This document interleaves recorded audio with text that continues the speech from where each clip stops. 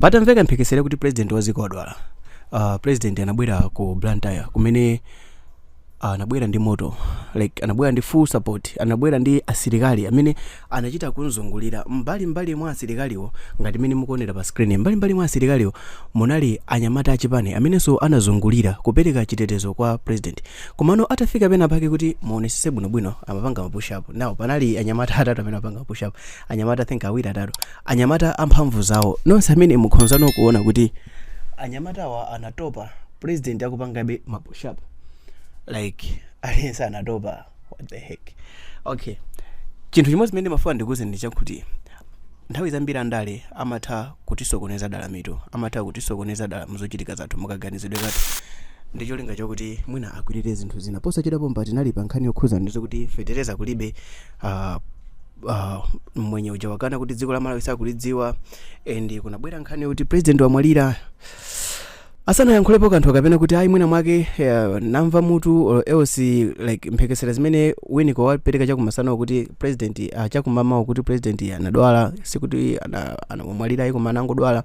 Sana yankhule zonsezi cha president wabwera akuonesa kuti akujoga mphamvu zilimo ndithu, and sikuti so kujoga kokha koma apanga mapush up senza kuti thanzi lake sikuti akukakamiza thanzi lake dakalipobe.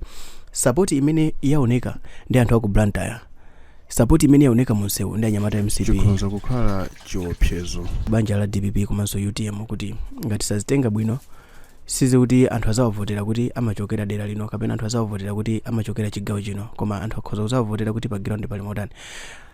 Yeah, and ndapangaso video ina imene ili pa screen pomwepa guys, ndifuna nipite mukaionere, koma ndifuna ndifunse ndifunso lofunikira kuti do you think kuti dziko la Malawi okay ndipabedi ndipabedi do you think kuti dziko la Malawi tili ndikuthekera kuti tikhonza kupita pasogolo ngati achinyamata amene akuima m'misewu nkumakuwa kuti dziko sili kuyenda bwino, ndi achinyamata omweyonso amene akumajoka kuti boma ndilo mweri pamene president akudusa?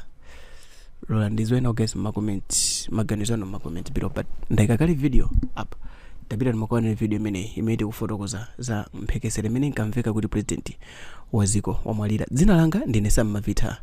Video isi andale sindi kunyoza chipane china chilichonse guys, mundimvesese. Peace.